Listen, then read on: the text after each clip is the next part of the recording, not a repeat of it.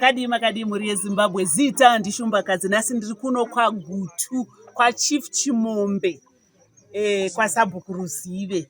Aiwa tiri kuno kwaita dambudziko rashungurudza, dambudziko remapere. Hanzi mapere arura, hanzi kubva nekubva vaiziva kuti mapere anowanikwa mumakomo kwete zvekuti aisvika mukati medzimba dzevanhu. Iko zvino haachatosviki kana vanhu akutosvika, kana kudhara kwainzi ukavesa moto harisviki, iko zvino riri kusvika. Hanzi akutodya kana imbwa nekatsi zvisina akudya, kana munhu ukasatotiza hanzi rinotokwataka. Apfuura mazuva ekunzi handina chekuita, handina bhizimusi rinoitisa mari, kana kuti ndashaya basa kubva pandakapedza chikoro, kana paya pandakabuda basa. Unogona kutanga nhasi chaiye nemari shoma shoma inokwana foni chaiyo. Pamunashe Bells wholesale yemabhero emhando dzese tinadzo. Mabhero anotengeseka akanaka, akaita kudirana, kuita matutu nematutu achitangira pa 130, 150 ne180 zvichikwira. Mabhero enyu atinawo anobuda nekumozambique, kubeira nekumaputo, kuZambia, Tanzania neMalawi nekumwe kwose.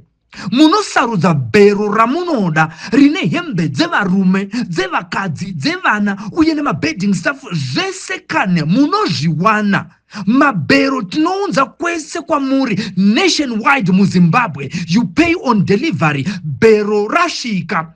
Vanoda kutibata pamunashe Bells. Robai runare pa namba dzinoti 263 719 450 009 kana kuti 263 788 954 165 muHarare. Pano ndina baba vakasangana nedambudziko remapere iri, vakawirwa nedambudziko mukati medanga ravo muzvipfuyo zvavo. Tinoda kuti mhuri yeZimbabwe vakutsanangurirei kuti chii chakanyasoitika. Ndakadyirwa mwombe nebere ichitobereka. Pabvapo ndikadyirwa futi imbwa dzaizama kuprotect, dzakadyiwa dzese nebere asi dzichizama kuvhundusira bere rabata mwombe yangu ichibereka. Kuchakachena asiri usiri usiku, kuchakatochena. Saka aya mapere akutityisa waya atichazoruzeni, akutovhundusa zvekutoti kana muchero munhu amene anogona kuataka. Akashata mazuniwa. Baba, mukatsanangurira mhuri yeZimbabwe kuti muchikura kugara nekugara mukati menzvimbo ino zvichiitika ichi chaigara chichiitika. Hatina mbobvira takaona zvakadaro. Mapere aya kuti ingave nzara here kana kuti kune kureva kwepasi kuri kuitika kuburikidza nekupiwa mapere mukati menzvimbo ino. Anofana kunge kana asina chirwere, nditi chirwere handichatozwisisi. Ndingati ane rebisi, but haiwa de ane rebisi de asingazondi kumakomo. But anozoenda kumakomo, but anofamba kumanheru nemakusera. Inguva yakashata nguva yarifamba mamhuka dzedu idzi. Ndina baba vasangana nedambudziko remapere iri rarura, mapere anetsa. Baba makadi mukatsanangurire mhuri yeZimbabwe kuti chii chamasangana nacho kuburikidza nemabere aya mukati menzvimbo ino. Ini ndichataura in short. Toda kutaura nyaya yemumwe anogara apa anonzi chenjerai zvenyika. Ini ndoita zvekurima garden kuruzi kwaDeureu. Saka ndoekita manheru. Ndatobva ndikuenda kwa. Saka ndakandoshanda kwaya kundobva ndati nini padheni pangu kana muchida munondoona pamba pangu ndakasiya chisango kwandisingarimi. Ndobva ndasiya ndangotema pandorima. Saka ini ndiri kubva nekwandakatema ndibva kugadeni uya. Ndikutaura zvazvino zvino ng'ombe yachenja yakariwa apo, handifungi akapedza nyama yacho. Ini ndakairamba zvo. Ndoda kuti ndasvika pane chigadheni socho vang'ombe vari pa next door pangu. Pakagara unge chichi. Mind aiva nekaura ndoita zvemhasa so ndatobata ndabira. Handina tochi. Ndiri changu. Zvikara zvakatowandira pamba pangu zvazvakazembera madziro, zvakagara zvakazembera madziro. Ini saka ndoda kutaura zvandakafunga. Ndofungira kuti zvimwe zvezvi zvinongonzi kana varoi yoziva here kuti zviriyo. Saka ndofungira izvozvo. saka uku kwakazodyiwa kwaBrue wenyu kwamuri kwachinja uku Mwombe yakauya kudyirwa pemba pangu. Inini yakandonza mombe kwakana andifungi kuti yakamboita zvekuti kudii kana kuti kudii. Handina kumboona kuti yakabva neiti mwombeyo. Ndindakanunura dhati mwombe zvinyama zvakasara izvozvo izvo.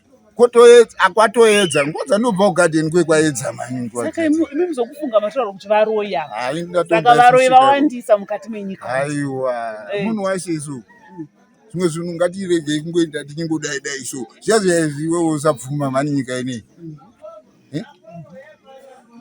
Aso indaona zvakawanda. Ndane time muchigara muno. Unoona daro. Izvezvi vana vangu vanogona kutonzwa kuti kana vari vepatsika tongokumbirawo kuti mapere abatwe. Kana vari vepakisi haanetsi kubata awaniswera abatwa. Saka inini ndozvandofunga. Pano ndina baba vemukati menzvimbo yekwaRuzive, kwaChief Chimombe, kwaGutu zvakare. Vari kusangana nedambudziko remaperero. Vari kuda kukutsanangurirai zviri kuitika nekutsanangurawo zviri mumwoyo mavo. Makadini baba? Ndinofara makadikoma. Ndanzwa kuti mapere arura. Munomu mapere arura.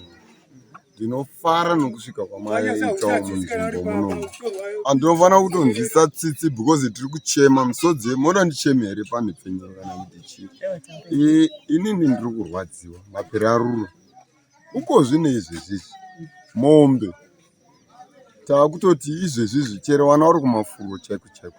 Mombe dzichiuya kumatanga vana vanosiyana nebere kuda kutonobvuta kana chimhuru kana mbudzi. Mungati kuraramawo here vakomana upenyu here hwekuti tingati tosvikepi. Kuno totori nemunhu akatorirwa nemhuru kusora nezuru akatorirwa mwombe ichibereka kudai akachinga mwombe yakatorirwa mwana ichitobereka. Zvinova zvinhu zvinorwadza. Saka zvinhu zvakadaro so takagara muarea munomu zviri kurwadza zviri kushungurudza. Takambozama rimwe remazuva taudzewe pabhasi remapurisa vakangoti tichauya tozodai, asi mwombe dziri kutoramba dzichitopera. Madeko imwe yakatorumwazve mudanga chairo rakaita kuchera kudai kupinda mudanga kwakubva ratovhomora imwe mwombe kwakutodya. Tazongotofarawo pazosvikawo munhu womutemo pano pababa e40 ameno kuti mabva nepi. Ndinokutendai kusvika kwamaita panapa ndozvandituma nhasi kuti ndisvikewo pakuti ndifare kuti zvokwadi ameno tibatsirewo mutisitsirewo chichemo kana muchiti anoda kupuwa. Hatizivi kuti anoitwa sei mazino ozi ashungurudza muarea. Baba ndine mubvunzo wandinawo. Zviitiko zvakadai zvamasanangura kuti hamusati mambozviona zvitsva zvokuti mapere arure kusvika pakadai. Imimi semunhu wechikuru mungati inzara here kana kuti vepasi kana kuti vane shoko ravari kuda kusvitsa mukati menzvimbo ino turi mumapere? Pakufunga kwangu hangu inini nzara iri kutotirova isusu vanhu. Isu tiri kutochemawo nenzara handiti. But zvifuyo zvedu zvinofanira kuti zvitiraramise ramangwana ndozviri kukatakwa nemapere. Saka hatizivi kuti toita sei. Pamwe mumwe musi mangwana ndakurara nenzara handiti. Pamwe ndonzi webhucha uyo achiti ndodawo mombe, pamwe ndotengesa chifuyo ichocho ndogona kuti ndinoraramisa mhuri yangu kumba. Asi iyoyo mombe yangu iyo ndeyo yoryiwa nemapere inondodi inongoramba iri nzara konzeketi. Saka muri kuti kudini baba? Muri kuti ishamwe here kana kuti ishoko riri kuuya? Chichemo chinorwadza chokutoti zvamatosvika kudai tinokumbirawo nenyasha dzaMwari kuti mutibatsirewo kana kuti mutisisirewo nyaya kumusoro kuti veduwe vanhu munzvimbo yekwaGutu, kwaBhasera, kwaChivasa, kwete kumwe kunhu. KwaChivasa ndo maarura muno maChivasa. Ndinonzwa kubatikana zvikuru. Ine maonero andinoita asi pasi ratsamwa nokuti sezvinyanya kuwandira paarea pedu isusu mapere akutodya nevanhu nokuti pane mumwe akatombokutwa nerimwe. Kusvika makambozvionepi kuti bere rinoti munhu achiridzinga kuti iro rotodzoka kwaari. Vari pasi vanenge vasingafari ava, vanenge vari kutsamwa tinokumbirawo kuti kana kuri kunofugama vedu wee, kana kuti ini ndinonzwa kupererwa. Ndiri mwana wangu mudoko unoni ne48 years, but neeji yangu soka zviri kundinetsa. Saka tinongochemawo mutibatsirewo kana kuti tisisirawo bekera nyaya yedu kumukuru kusvika kuna president cheko, kubva kuPax kusvika kuna president. Ndapota kurwadziwa uku. Ini handina hangu simba, ndiri mwana mudoko, zera rangu racho 48 years. Asi chipfuwo chobatwa but unogona kumhanya woda kutobatwa futi pasi ragumbuka sometimes. Ngationewo zvatingaitawo kana kuti vakuru venyika tibatsirewo. Muri yeZimbabwe pano pandiri ndo patori neimwe imbwa yakatodyiwa zvakare, yakatodyiwa. Hanzi imbwa dzakati dzinokura beremwe yakabva yabatwa, yabva yadyiwa. Kwazvave hanzi kwave kuma extremes kwekuti hapana kana achanzwisisa mapfupa acho ari papapo. Zvinongova zvinhu chii chiri kuitika, kuti imbwa katsi chaidzo hanzi dziri kubatwa, chayasangana nacho kwazvo. Muri yeZimbabwe makomo atakafuratira aya, vana vunjere nemamwe, hanzi ndokwaanoenda achinohwanda. Haisiri ino nzvimbo chete yekwaGutu iri kuneswa namapere, hanzi chero kuBikita mapere ari kunetsa. Hanzi mapere ayaka hausati wamboona zvakadaro, akabuda neuwandu hwawo. Kuri kunzi kune vanhu vePax vakamboya, asi kuno kwava kuti asati ambomaona. Chiko chingaitwe kuti mapere aya asashungurudza mukati menzvimbo ino? Ngatisanganei zvakare nevabereki vari mukati menzvimbo ino vachitsanangura zvishuviro zvavo zvokuti chii chingadei chaitwa. Apa vataura kuti maresponsible authority anzwe kuti hakuna here chimwe chitiko chokuti mapere aende anovharirwa somewhere asashungurudza vabereki.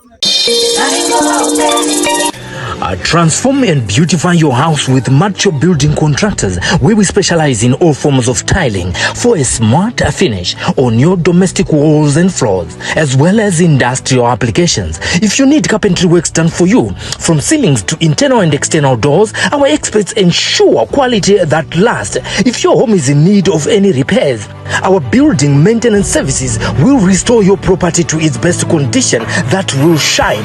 Remember, the value of your home is all about how you finish it. Elevate the value of your property today. We are found in Mvurwi, Glendale, Concession, and anywhere in Zimbabwe we can come. For a smart finish, call Macho Building Contractors for a free quotation on 263 786 898 873.